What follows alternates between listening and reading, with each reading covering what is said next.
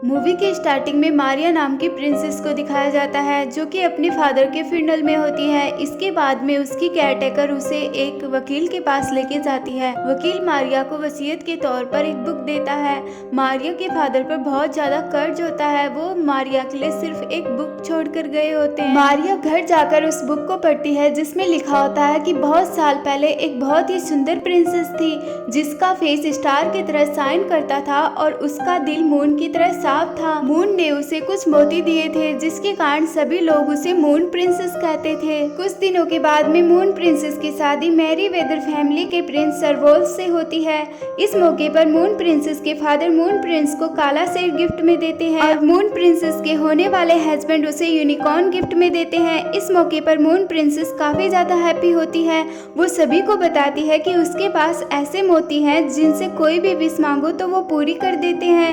इसके बाद में मारिया उस बुक को पढ़ना बंद कर देती है। मारिया के केयरटेकर उसको अंकल के घर लेके जाती है क्योंकि मारिया के पास अब खुद का घर भी नहीं है।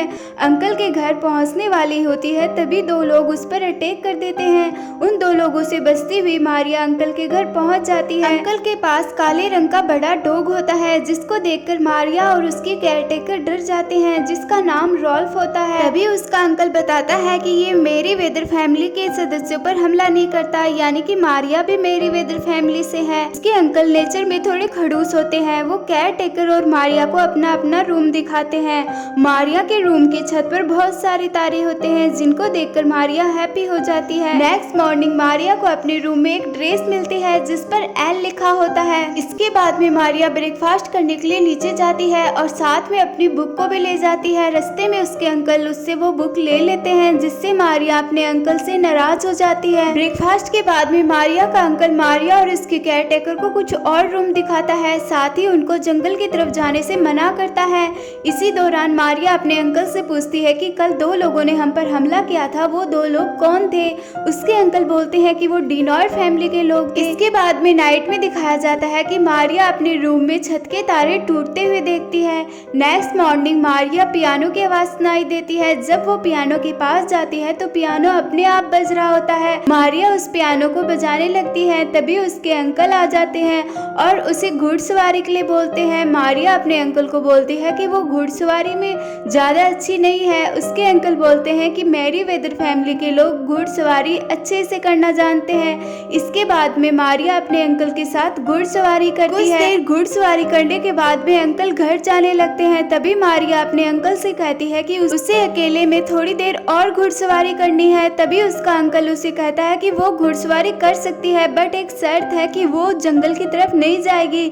मारिया इस शर्त को मान लेती है बट अंकल के जाते ही मारिया जंगल में चली जाती है और वो जंगल में एक खरगोश को पिंजरे में बंद देखती है। जब वो उस पिंजरे के पास जाती है तो डिनॉर फैमिली के लोग उस पर हमला कर देते हैं। तभी वहाँ पर अंकल का डॉग रॉल्फ आ जाता है और मारिया को उन लोगों से बचाता है। घर जाने के बाद में मारिया नाइट में यूनिकॉर्न को देखती है, साथ ही फिर से तारे टूटते हुए देखती है। नेक्स्ट मॉर्निंग वो अपने अंकल से पूछती है यहाँ पर क्या हो रहा है, कभी पियानो अपने आप बज रहा है, कभी तारे टूट रहे हैं और खाना कहाँ पर बनता है, मैंने तो अभी तक कोई किचन नहीं देखा। तभी उसके अंकल दुखी होकर बोलते हैं क्या तुम सवाल पूछना बंद करोगी, और इतना कहकर वहाँ से चले जाते हैं। उसके बाद में उसके अंकल का डॉगी रॉल्फ मारिया को अपने पीछे लेकर जाता है। रास्ते में मारिया रॉल्फ को मिरर में देखती है तो वो एक बहुत बड़ा काला शेर होता है। ये देखकर मारिया शॉक्ड हो जाती है। रॉल्फ मारिया को एक दरवाजे की तरफ लेके जाता है। जब मारिया दरवाजा खोलती है तो वहाँ पर जादुई सेफ होता है जो कि जल्दी जल्दी तरह तरह के व्यंजन बना रहा होता है। मारिया उससे मिलकर हैप्पी हो जाती है और उससे लाइब्रेरी का पता पूछती है। लाइब्रेरी में जाके मारिया अपनी बुक को सर्च करती है, उसे बुक मिल जाती है और फिर वो आगे की स्टोरी पढ़ती है। उन जादुई मोतियों के बारे में जानने के बाद दोनों फैमिली मेरी वेदर फैमिली और डिनॉर फैमिली लड़ने लगते हैं।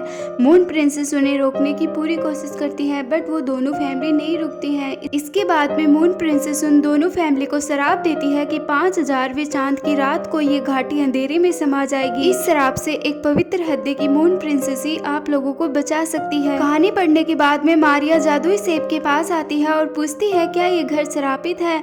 जादुई सेब कहता है कि ये घर नहीं, पूरी घाटी ही शरापित है और इस शराप से मून प्रिंसेस बचा सकती है। मून प्रिंसेस वो है जिसे यूनिकॉर्न दिखाई देता है।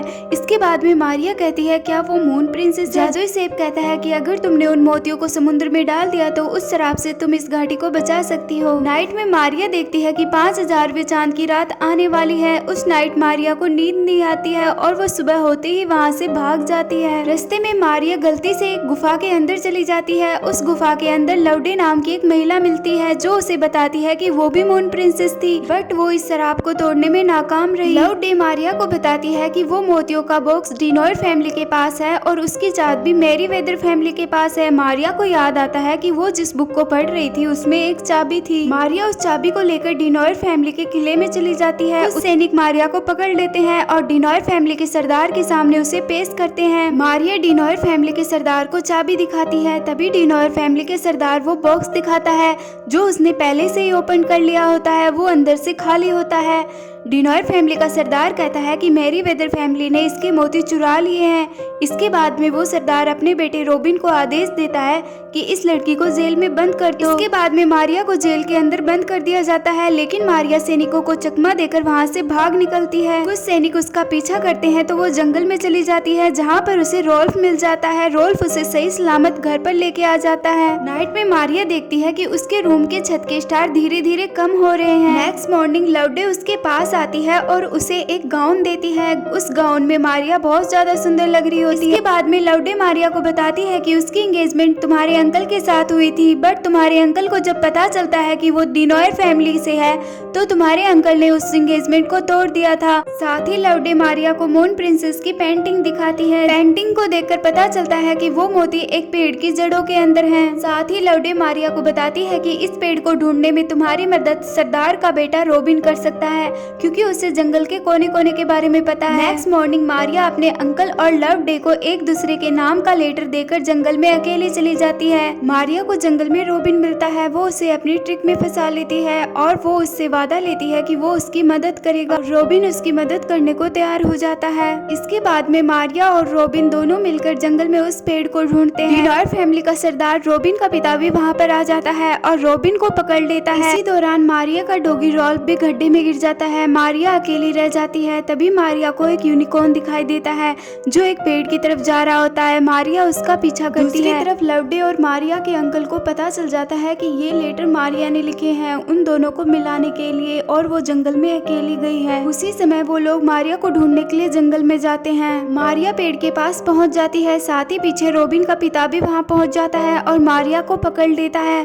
मारिया उसे बोलती है कि उसे जाने दो, आज 5000वें चांद की रात है। आज उन मोतियों को समुद्र में नहीं डाला गया तो चांद पृथ्वी से टकरा जाएगा और सब कुछ तबाह हो जाएगा। तभी वहाँ पर रॉबिन आ जाता है और मारिया को अपने पिता से छुड़वाता है। मारिया पेड़ की जड़ों के अंदर जाकर उन मोतियों को लेकर आती है। वहीं दूसरी तरफ डिनॉयर फैमिली के सरदार को दिखाया जाता है जो काली घाटी पर पहुंच जाता है, क्योंकि उसे पता था मारिया मोतियों को लेकर यहीं पर आएगी। और उसी जगह मारिया के अंकल मारिया को ढूंढते हुए पहुंच जाते हैं। दोनों फैमिली वहाँ पर लड़ने लगते हैं। तभी वहाँ पर मारिया आती है और दोनों को दुश्मनी खत्म करने के लिए बोलती है, बट वो लोग नहीं मानते। इसके बाद में मारिया उन मोतियों की माला को समुद्र में फेंक देती है, बट वो मोतियों की माला फिर से आ जाती है। इस बार मारिया उन मोतियों की माला को तोड़कर समुद्र में फेंकती है, बट वो मोती फिर से आ जाते हैं और इस बार मारिया की ड्रेस के चिपक जाते हैं। मारिया समझ जाती है कि उसे इस शराब को खत्म करने के लिए अपना बलिदान देना पड़ेगा। और वो बिना समय बर्बाद किए समुद्र में कूद जाती है और इसके बाद में वो सभी मोती समुद्र में समा जाते हैं और पूरी घाटी शराब से मुक्त हो जाती है। सभी लोगों को लगता है कि मारिया इस दुनिया में नहीं रही। तभी समुद्र में बहुत बड़ा तूफान आता है और उस तूफान में बहुत सारे घोड़ों के बीच में एक यूनिकॉर्न होता है जिस पर मारिया होती है। मारिया को जिंदा देखकर सभी लोग खुश हो जाते हैं। इस हादसे के बाद में दोनों फैमिली दुश्मनी खत्म कर लेती है और हैप्पी रहने लगती है।